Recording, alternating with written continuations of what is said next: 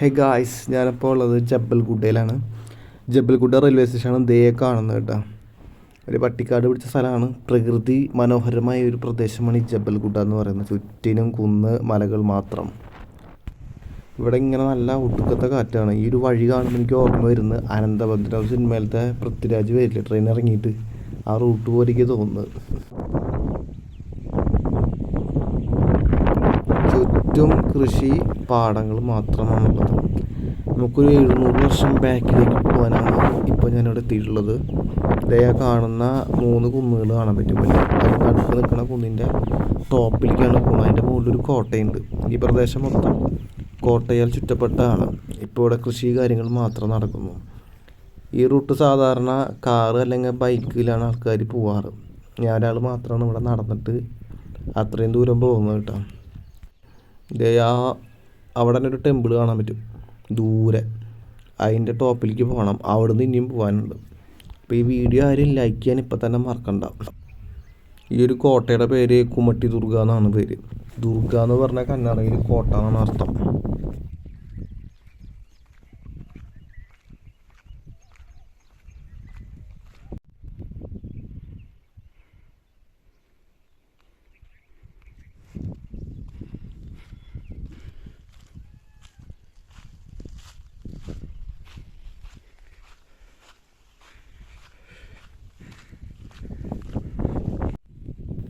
ഇപ്രാവശ്യം കഴിഞ്ഞ വീഡിയോസത്തെ പോലെ കരടി പുലിയൊന്നും ഇവിടെ ഇല്ല കേട്ടോ. ഇതിവിടെ താഴെ തന്നെ ഒരു ഗ്രാമവാസിയുടെ അടുത്ത് ഞാൻ ചോദിച്ച് മനസ്സിലാക്കിയപ്പോൾ പറഞ്ഞു കരടി പുലിയൊന്നും ഇല്ല, ധൈര്യമായിട്ട് പൊക്കോളാന്ന് പറഞ്ഞു മോളിക്ക്. അപ്പോൾ ആ ഒരു ധൈര്യത്തിലാണ് ഞാൻ ഇവിടെ നടക്കുന്നത്. പക്ഷെ ഇവിടെ ആടിന് മേയ്ക്കുന്ന ആൾക്കാരെ കണ്ടപ്പോൾ എനിക്ക് മനസ്സിലായി കരടി എന്തായാലും ഇല്ല എന്ന്.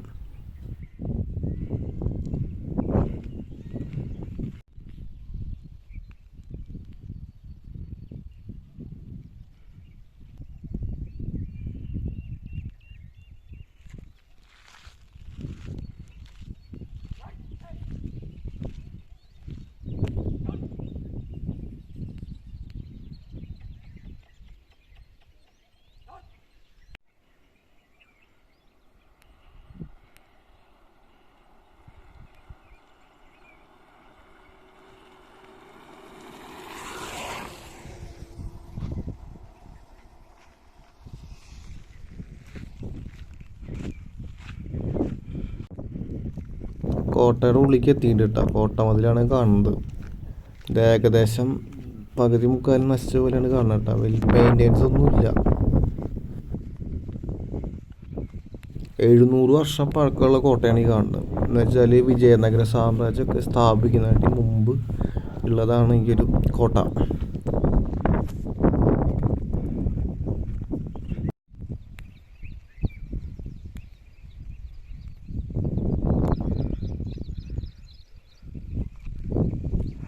എല്ലാവരും എന്നെ നോക്കിയിട്ടാണ് പോകുന്നത്. ഞാൻ ഒരാൾ മാത്രമാണ് ഇവിടെ ഒറ്റയ്ക്ക് നടന്നിട്ട് പോകുന്നത്. ഇതിൻ്റെ സെക്കൻഡ് എൻട്രൻസ് എത്തിയിട്ടുണ്ട്. ഇവിടെ ഒരു ബോർഡ് ഉണ്ട്. അതിൽ ഇതിനെ പറ്റിയുള്ള ഫുൾ ഡീറ്റെയിൽസ് എഴുതി വെച്ചിട്ടുണ്ട്. ഗണ്ടുകലി കുമാരറാമ ഫോർട്ട്. താലൂക്കുള്ളത് ഗംഗാവതിയാണ്. അത് ആരാണ് അവൻ മാച്ചുള്ളത്? ഗംഗാവതി എന്നാണ് താലൂക്ക്.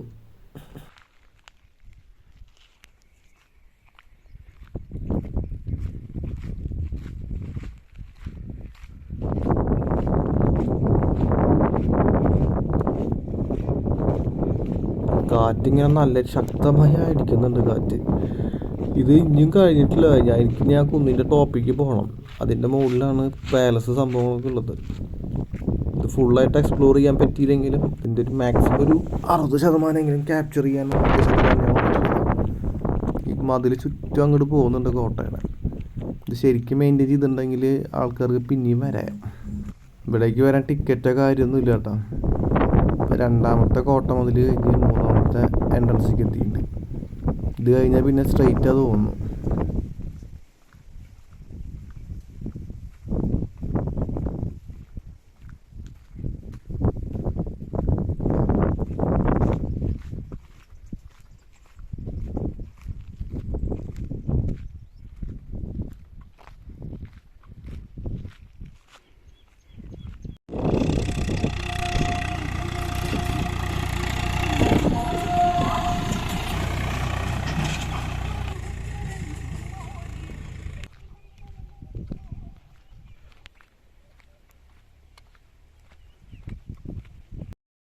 എന്താ പറയുക, ലിഫ്റ്റ് ചോദിച്ചല്ല, അവരെന്നോട് പറഞ്ഞത് ഇനിയും ദൂരം നടക്കാണ്ട് 50 രൂപ വരെയാണെങ്കിൽ ഏറ്റവും ടോപ്പിൽ എത്തിച്ചേരാൻ പറഞ്ഞു.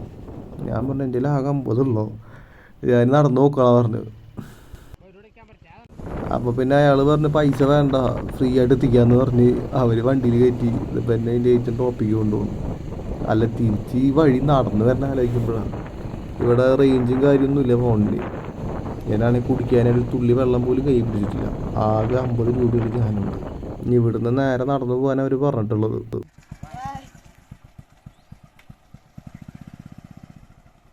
അങ്ങനെ ഇവരുടെ ഹെൽപ്പ് കാരണം ഇതിൻ്റെ വണ്ടി വരുന്ന സ്ഥലം വരെ എത്തി. ഇനി ഇവിടുന്ന് ഈ കാട്ടുകൂടെ അങ്ങോട്ട് നടക്കണം മുകളിലേക്ക്.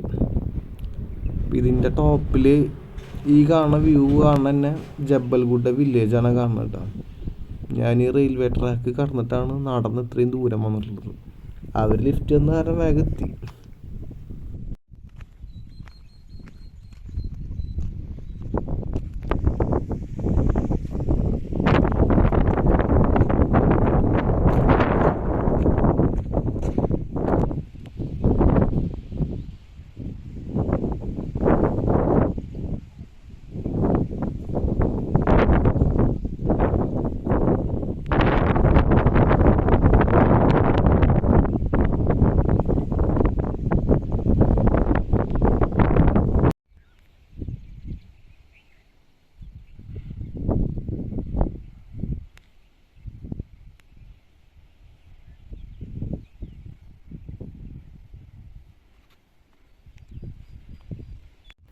അങ്ങനെ എൻ്റെ ഏറ്റവും ടോപ്പിലെത്തി എന്ന് പറയാൻ വേണമെങ്കിൽ കേട്ടോ. ഈ കമ്പിളി എന്ന് പറഞ്ഞൊരു സാമ്രാജ്യം ഉണ്ടായിരുന്നു വിജയനഗരം വരുന്നതിന് മുമ്പ്. അത് ഭരിച്ചിരുന്ന രാജാവായിരുന്നു കാമ്പിള ദേവ. അപ്പോൾ ആ രാജാവിൻ്റെ മോനാണ് ഈ കുമാരരാമ എന്ന് പറയുന്നത്.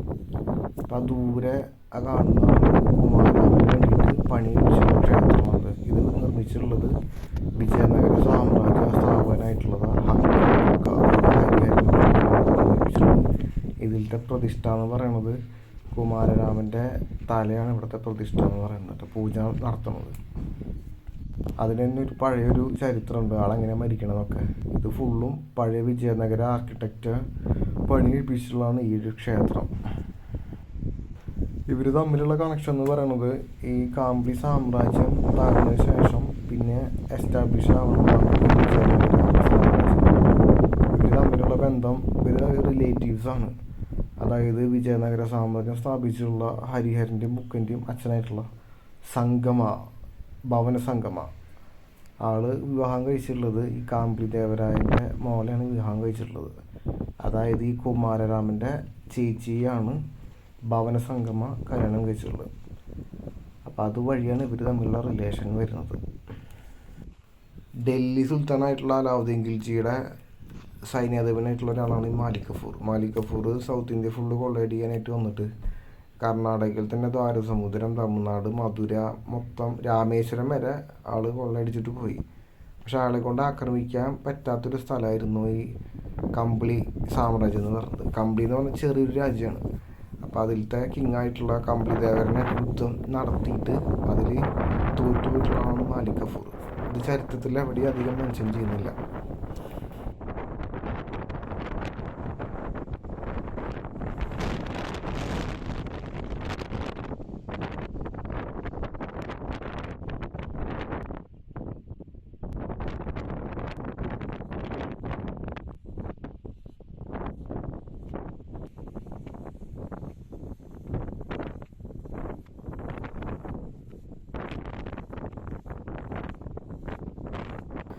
ഈ ഒരു വഴി എന്ന് പറയുന്നത് പാലസിലേക്ക് പോണ വഴിയാണ്. ഇപ്പോൾ അവിടെ പാലസ് ഒന്നുമില്ല, അതിൻ്റെ കൊട്ടാരത്തിൻ്റെ കുറച്ച് അവശിഷ്ടങ്ങൾ മാത്രമുണ്ട്. ഇതിൻ്റെ മുകളിലും കോട്ട മതിലുണ്ട്. ഇതൊരു 3 കുന്നുകളായിട്ട് ചുറ്റപ്പെട്ടിട്ടാണ് ഈ കുമട്ടദുർഗ കോട്ട ഉള്ളത്. അലാവുദ്ദീൻ ഖിൽജിക്കോ മാലിക് കഫൂറിനോ ഇത് ക്യാപ്ചർ ചെയ്യാൻ പറ്റാണ്ട് അവരുടെ ഒരു കാലം കഴിഞ്ഞു. അതിനുശേഷം പിന്നെ തുഗ്ലക്കിൻ്റെ ഭരണമാണ് പിന്നെ വരുന്നത് ഡൽഹിയിൽ. മുഹമ്മദ് ബിൻ തുഗ്ലക്കിൻ്റെ ടൈമിലാണ് ഈ കമ്പിളി രാജ്യം ഇല്ലാണ്ടാവുന്നത്. കമ്പിളി ദേവരായും പിന്നെ കുമാരരാമയും മരിക്കണം തന്നെ ആ ഒരു ടൈമിലാണ്.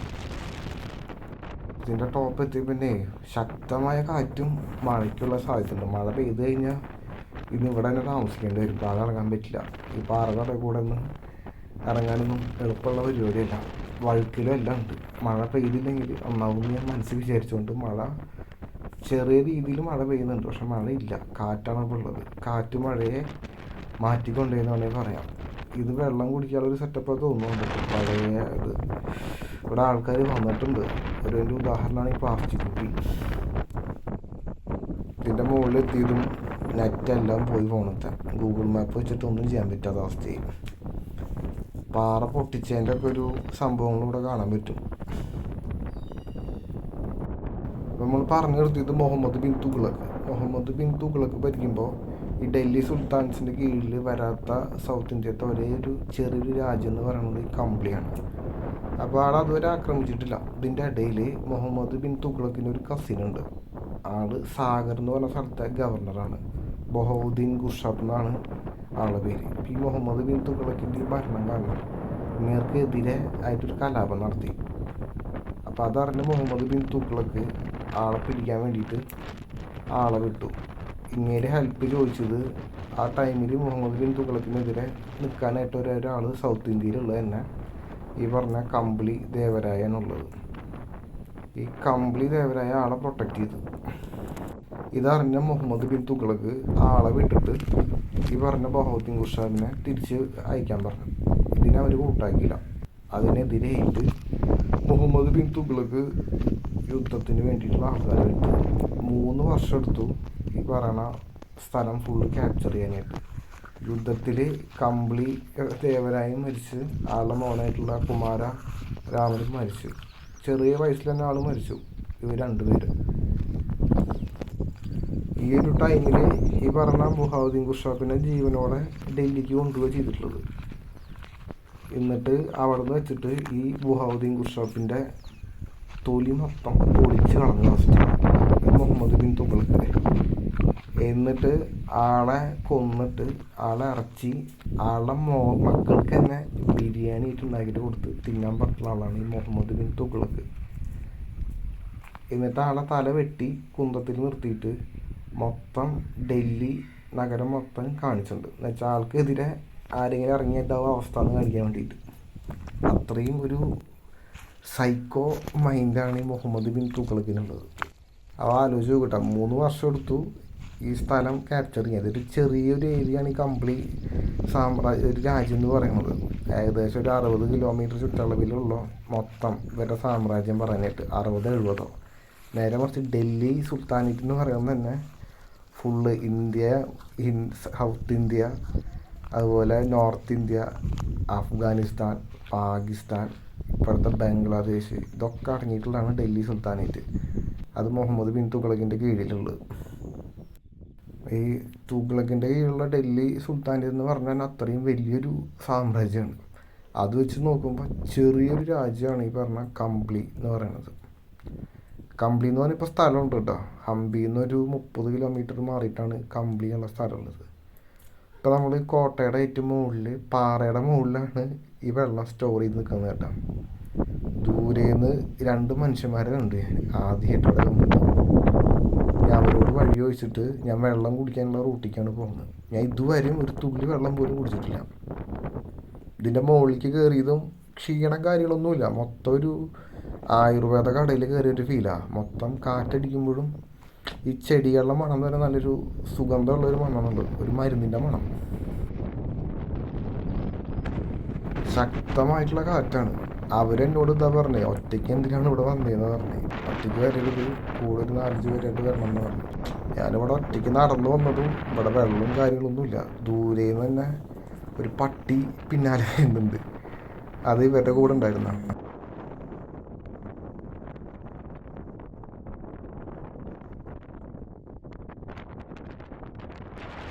ഇതേ കാണാനാണ് കുടിവെള്ളത്തിൻ്റെ സ്രോതസ്സ്. ഇവിടെ നിന്നാണ് ആൾക്കാർ വെള്ളം കുടിക്കണതൊക്കെ.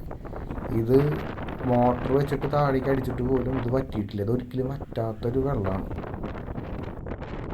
പക്ഷെ എനിക്കിത് കണ്ടപ്പോൾ തന്നെ കുടിക്കാനുള്ള ദാഹമൊക്കെ പോയി. കുടിച്ചില്ല. ഞാൻ ജസ്റ്റ് മുഖം ഒന്ന് കഴുകി എന്നിട്ട് പോന്നു. ഒറ്റയ്ക്ക് വന്നായ കാരണേ കുറച്ചൊരു പേടി ഇപ്പോഴാണ് വന്നത്. കൊട്ടാരത്തിനോട് ചേർന്ന് തന്നെ ഒരു ജൈന ക്ഷേത്രമുണ്ട്. ഇത് പണി കഴിപ്പിച്ചിട്ടുള്ളത് 10ാം നൂറ്റാണ്ടിലാണ്. കല്യാണി ചാലുക്യനാണ് ഇത് പണി കഴിപ്പിച്ചിട്ടുള്ളത്. ഇവിടുത്തെ വിഗ്രഹം മിസ്സിങ് ആണ്. ഇവിടുത്തെ വിഗ്രഹം അടിച്ചുകൊണ്ട് പോയിട്ടുള്ളത് ലോകത്തിലെ ഏറ്റവും വലിയ നമ്പർ 1 കള്ളന്മാരായിട്ടുള്ള ബ്രിട്ടീഷുകാരാണ് ഇത് കൊണ്ടുപോയിട്ടുള്ളത്. ഇപ്പോഴീ വിഗ്രഹം കാണണമെന്നുള്ളവർക്ക് ഇവിടുന്ന് നേരെ ബ്രിട്ടനിലേക്ക് പോയി അവിടുത്തെ വിക്ടോറിയ ആൽബർട്ട് മ്യൂസിയത്തിൽ പോയി കഴിഞ്ഞാൽ ഈ വിഗ്രഹം കാണാൻ പറ്റും. ബ്രിട്ടീഷുകാർ കൈവയ്ക്കാത്ത മേഖലയില്ല. ഈ കാട്ടിൽ വന്നിട്ടടക്കം അവരെ വിഗ്രഹം അടിച്ചുകൊണ്ടുണ്ടെങ്കിൽ പറയണ്ട.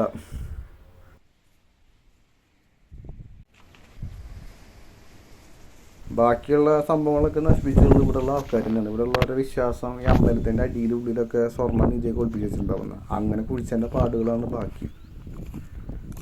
അതിൻ്റെ ഉള്ളിലാണ് കൊട്ടാരം ഉള്ളത്. അതിനൊന്നുമില്ല. ഇപ്പം മൊത്തം അതിൻ്റെ ഉള്ളിൽ കുറേ ചെടികളും ഇതും മാത്രമുണ്ട്. അതിൻ്റെ ഉള്ളിലേക്ക് കയറിയ പാമ്പുണ്ട് എന്നാണ് ആൾ പറഞ്ഞത്. അത് കാരണം അതിൻ്റെ ഉള്ളിൽ ഞാൻ കയറിയില്ല. വെറുതെ റിസ്ക് എടുത്ത് പാമ്പിൻ്റെ അടി കൊണ്ടു കഴിഞ്ഞാൽ ഈ വീഡിയോ അപ്ലോഡ് ചെയ്യാൻ ഞാൻ ഉണ്ടാവും, ഇന്ന് വരില്ല. അതുകൊണ്ട് ആ റിസ്ക് ഒഴിച്ച്. പിന്നെ അതിൻ്റെ ഉള്ളിൽ പ്രത്യേകിച്ച് ഒന്നുമില്ല. ഗൂഗിൾ സാറ്റലൈറ്റ് വഴി നോക്കിയപ്പോൾ കണ്ട് മൊത്തം ചെടികൾ മാത്രമുള്ളൂ, വേറെ അവശേഷിപ്പൊന്നുമില്ല. ബ്രിട്ടീഷുകാരോട് വന്നിട്ട് പറഞ്ഞപ്പോൾ തന്നെ മൊത്തം നല്ല ഐറ്റംസൊക്കെ തൂക്കിക്കൊണ്ട് പോയിട്ടുണ്ടാവും.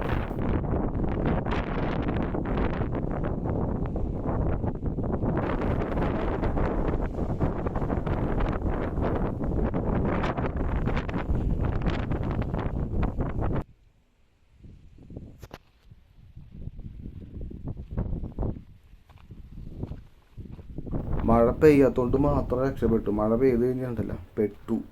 ഈ പാറയിൽ നിന്നും താഴത്തേക്ക് ഇറങ്ങി എളുപ്പമല്ല. ഞാൻ ഇത് തന്നെ ഒരു കുറച്ച് സർക്കസ് കളിച്ചാണ് ഇതിൻ്റെ മുകളിലേക്ക് പിടിച്ച് കയറിയത് തന്നെ. കുറേ ഭാഗം ഞാൻ കട്ട് ചെയ്തിട്ടുണ്ട് വീഡിയോയിൽ തന്നെ. കുറേ സ്ഥലങ്ങൾ കട്ട് ചെയ്തിട്ടുണ്ട്. ഇതിൽ 3 കുന്നിൻ്റെ മുകളിലായിട്ടാണ് ഈ കോട്ട സ്ഥിതി ചെയ്യുന്നത്. അതിൽ ഒന്നിൻ്റെ മുകളിൽ മാത്രമേ കയറിയിട്ടുള്ളൂ. ഇനി 2 സ്പോട്ടുകളുണ്ട്. അവിടേക്കൊന്നും പോകുന്നില്ല. ഒറ്റയ്ക്ക് പോകാൻ പറ്റിയ ഏരിയയല്ല. അതിൻ്റെ മുകളിലുണ്ട് കോട്ട. ഈ കൊട്ടാരത്തിൻ്റെ അടിയിൽ കൂടെ പോകാനായിട്ടൊരു തുരങ്കമുണ്ട് കേട്ടോ. അത് വേറെ ഇതിൻ്റെ ബാക്ക് സൈഡിലേക്ക് വന്ന് ചേരുക. അത് ഞാൻ ഈ വീഡിയോയിൽ കാണിച്ചിട്ടില്ല.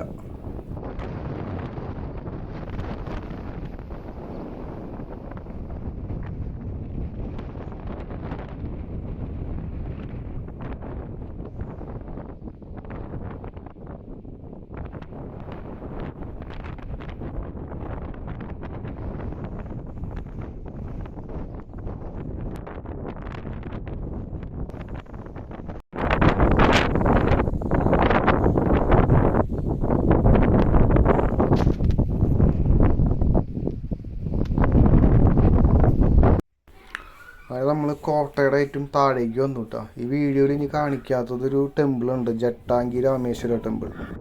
ഇതേ സെയിം ആർക്കിടെക്റ്റ് ടെമ്പിൾ ഹംപിയിൽ ഹേമകൂട ഹിൽസിൻ്റെ അവിടെ കുറേ കാണാൻ പറ്റും. അതും ഇതും പണിതിട്ടുള്ളത് ഒരേ രാജാവാണ്, കാമ്പില ദേവരായ. വിജയനഗരം സ്ഥാപിക്കാനായിട്ട് മുമ്പ് പണിതിട്ടുള്ളതാണ് ഈ ക്ഷേത്രങ്ങളൊക്കെ. 1327 യുദ്ധത്തിൽ ഇവർ മരിക്കും. ഈ കമ്പിളി ദേവരായും അവരുടെ മോനായിട്ടുള്ള ഗണ്ടുവിലി കുമാരനും മരിക്കും. അതിനുശേഷം അപ്പോൾ തന്നെ അവിടുത്തെ സകലമാന സ്ത്രീകളും തീയിൽ ചാടി ആത്മഹത്യ ചെയ്യും. കാര്യം ബൊഹാവുദ്ദീൻ ഖുഷ്റഫിൻ്റെ അവസ്ഥ അവർക്ക് നന്നായിട്ടറിയാം. അവർ സ്വന്തം കസിനാന്ന് പോലും നോക്കാണ്ടാണ് മുഹമ്മദ് ബിൻ തുഗ്ലക്ക് തൊലി മൊത്തം പൊളിച്ച് കളയും. അതുപോലെ തല വെട്ടി എടുത്തിട്ട് ഡൽഹി ഫുള്ള് കാണിക്കുകയും പിന്നീട് അതിന് ശേഷം അയാളുടെ സ്വന്തം ഇറച്ചി സ്വന്തം അവരുടെ മക്കൾക്ക് തന്നെ ബിരിയാണി ഇട്ട് കൊടുത്ത് ടീച്ചിങ് ചെയ്തിട്ടുള്ളതാണ് മുഹമ്മദ് ബിൻ തുഗ്ലക്ക്. ഇതറിയണ കാരണം സകലമാന സ്ത്രീകളും സതി ആചരിച്ച് മരിച്ച്. ഇത് ഇൻസ്പയർഡ് ആയിട്ടാണ് 1336 വിജയനഗര സാമ്രാജ്യം സ്ഥാപിക്കുന്നത്.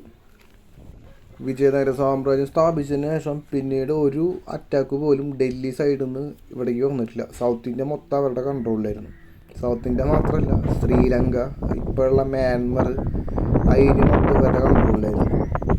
അത്രയും മോസ്റ്റ് പവർഫുള്ളായിരുന്നു വിജയനഗര എംപയർ. അതിൻ്റെ ഏറ്റവും വലിയ ഇൻസ്പിറേഷനാണ് ഈ കുമാരരാമനും പിന്നെ ഈ കമ്പിളി ദേവരായും. യശ്വന്ത്പൂർ സിന്ധനൂർ എക്സ്പ്രസ്സാണ് ഇതാ വരുന്നത് കേട്ടോ.